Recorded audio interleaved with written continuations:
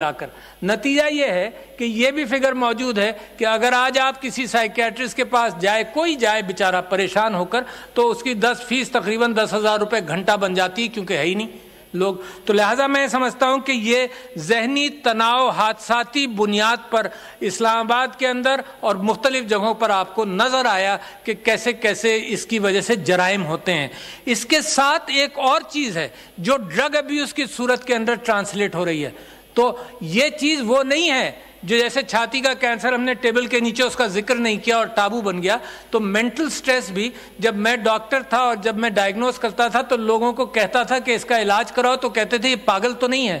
تو اس طرح سے یہ ٹابو ہے، یہ سائلنٹ کلر بن رہا ہے معاشرے کے اندر. یہ کلر جان کے اعتبار سے نہیں بلکہ تناؤ کے اعتبار سے جو بہت بڑی کیفیت بن گئی ہے.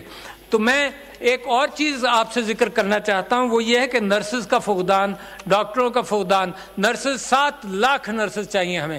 تو ہماری سوچ اب زندگی میں پاکستان میں یہ نہیں ہونے چاہیے کہ اچھے ڈاکٹر پیدا کرو، اچھے انجینئر پیدا کرو اور یہ باہر چلے جائیں، اچھی نرس پیدا کرو اور یہ باہر چلے جائیں.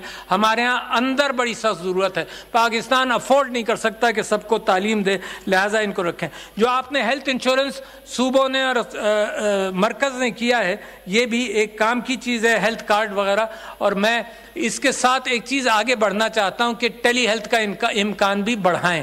اور کیوں بڑھائیں؟ اس لیے بڑھائیں کہ میں اور آپ تو مڈل کلاس سے آئے ہیں یا اپر کلاس سے آئے ہیں. ہماری کوئی بیماری ہو، پیٹ میں درد ہو، تو وہ کسی کو فون کر کے ڈاکٹر سے پوچھ لیں گے کہ بھائی اس کا کیا کروں، میں اسپتال جاؤں نہیں جاؤں. بیچارے غریب کی بیوی کا کون کس کے پاس جائے گی؟ جو وہ مزدور سارے دن کام کر کر آئے گا تو وہ اس کو لے جانے کے قابل ہے؟ ٹیکسی لے گا تو 500 روپے ٹیکسی میں خرچ ہوں گے، اس کا میٹر چلنا شروع ہو جائے گا. تو کم سے کم وہ کسی کو فون کر کے پوچھ تو لے. یہی مینٹل سٹریس کے اندر بھی ٹیلی ہیلپ لائنز کی ضرورت ہے. میں بہنیں یہاں موجود ہیں، میں عورتوں کی امپاورمنٹ کے حوالے سے بھی کچھ بات کر لوں جو بڑی سخت ضرورت ہے. قائد اعظم نے یہ فرمایا کہ عورت کو شانہ بشانہ چلنا چاہیے ورنہ پاکستان ترقی نہیں کرے گا. قائد اعظم محترم اپنی بیوی کو بھی ہر جگہ ساتھ لے جاتے تھے اور واقعات بھی منسلک ہیں، میں آپ کی سما خراشی نہیں کروں گا. اپنی بہن کو ہمیشہ اپنے ساتھ رکھا اور عورتوں کی امپاورمنٹ کے حوالے سے انہوں نے اسلامی ٹریڈیشنز کے حوالے سے بات کی. میرے نبی صلی اللہ علیہ وسلم یہ فرماتے تھے کہ جس نے 2 بیٹیاں جوان کر دیں اس کی جنت پکی ہو گئی. حضور یہ بی بی خدیجہ بزنس وومن تھیں. یہ پتہ نہیں کہاں کلچر سے ہم نے یہ باتیں اپنا لی ہیں کہ عورت کو ہم کام سے گریز چاہتے ہیں. البتہ اس میں ایک بات صحیح ہوگی اور وہ یہ ہے کہ ہراسمنٹ نہ ہو، عورت سیف محسوس کرے، اس کے لیے پبلک سپیسز ہوں. یہ تو میرے مرد بھائیوں کا بھی کام ہے کہ اس کا اہتمام کریں، اور قانون بھی موجود ہے، اس کا امپلیکیشن بھی ہونی چاہیے. مگر میں مبارکباد دیتا ہوں بینکوں کو، اسٹیٹ بینک آف پاکستان کو بھی، کہ عورت آج گھر بیٹھے بیٹھے اپنا اکاؤنٹ کھول سکتی ہے. ڈیجیٹل انکلوژن اگر عورت کا ہو جائے تو عورت معاشرے کے اندر کنٹریبیوٹ کرے گی. یہ تو پاکستان کا کمال ہے کہ اپنی عورتوں کو پورے مین سٹریم معیشت میں آئے بغیر پاکستان ترقی کرتا رہتا ہے. یہ پاکستان کا کمال ہے کہ پوری یوتھ کو تعلیم دیے بغیر بھی وہ پاکستان ترقی کرتا ہے. ذرا تصور کیجئے آپ کہ اگر یہ سارے سیکٹرز مل جائیں تو پاکستان کے اندر کتنی ترقی ہو. تو میں یہ سمجھتا ہوں اب اس بات کا بھی امکان ہو گیا کہ عورتیں گھر بیٹھ کر بھی کام کر سکیں، امیزون کے ذریعے چیزیں بنا کر ایکسپورٹ کر سکیں. میں ایسی ہزاروں عورتوں کو جانتا ہوں پاکستان میں جو پاکستان میں رہ کر قرآن کی تعلیم امریکہ میں دے رہی ہیں، جو پاکستان میں رہ کر اردو کی تعلیم دے رہی ہیں. تو اس بات کا امکان ہے کہ اب گھر پر بھی عورت بیٹھ کر کام کرے. تو لہٰذا اس پر توجہ کی ضرورت ہے. پورا کا پورا سیکٹر، کبھی کبھی تعلیم پا کر ڈاکٹر گھر بیٹھ جاتی ہیں، ان کو کم سے کم یہ احساس دلانا چاہیے ہمیں، ان کے مردوں کو بھی اور ان کے ماں باپ کو بھی، کہ دیکھو معاشرہ سیف ہے مگر سیف بنانا آپ کا کام ہے. معاشرہ سیف ہے، عورتوں کے لیے راستہ کھولا جائے. میں معیشت پر گفتگو کر لوں، بہت ضروری ہے کیونکہ کووڈ سے آپ نکلے اور پھر انٹرنیشنل لاجسٹکس جب آپ کے کام نہیں آئیں تو مسائل پیدا ہوئے، مہنگائی ہوئی.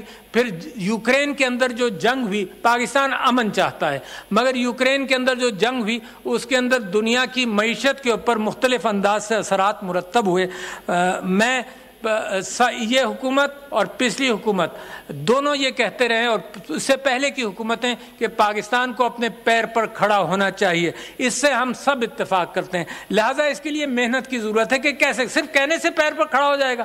ذخائر ایسے کوئی تیل کے ذخائر پاکستان میں نہیں ہے، مگر زمین موجود ہے، سونا موجود ہے، پاکستان کا جو عوام ہے وہ سونا ہے، وہ سب موجود ہے، تو ہمیں خود کھڑا ہونا پڑے گا۔ اور پچھلے سال 8 مہینے پچھلی حکومت کے اور 4 مہینے نئی حکومت کے جو گروتھ کے فگرز ہیں وہ سیٹ بیکس ہوئے، مگر 5.97 تک ہم پہنچ گئے تھے، اس کا مطلب پہنچ سکتے ہیں نا، کیپیسٹی ہے، کر سکتے ہیں، تو لہٰذا انہی فگرز کے پاس واپس جانا پڑے گا۔ ہم نے یہ طے کر لیا کہ ایکسپورٹ بڑھائیں گے، ہم نے یہ طے کر لیا کہ امپورٹ سبسٹیٹیوشن کریں گے، یہ جو بیلنس ہے اس کو بھی ہمیں کوشش کر کے ٹھیک کرنا پڑے گا۔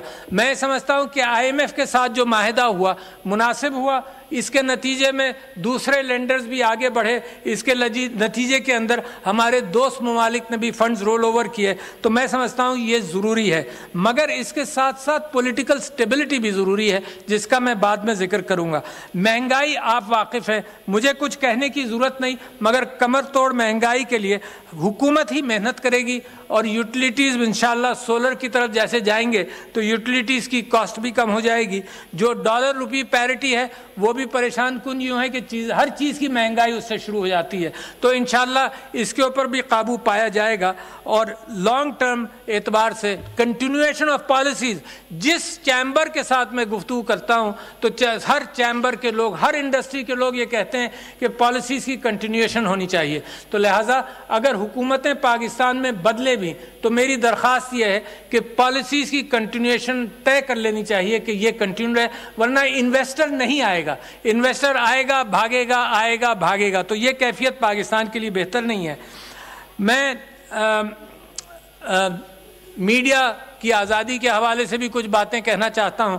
میں سمجھتا ہوں میں نے پرائم منسٹر صاحب کی بھی توجہ دلائی تھی تحریری طور پر، اور پچھلی گورنمنٹ میں زبانی طور پر توجہ دلاتا تھا۔ میڈیا کی آزادی جمہوریت کی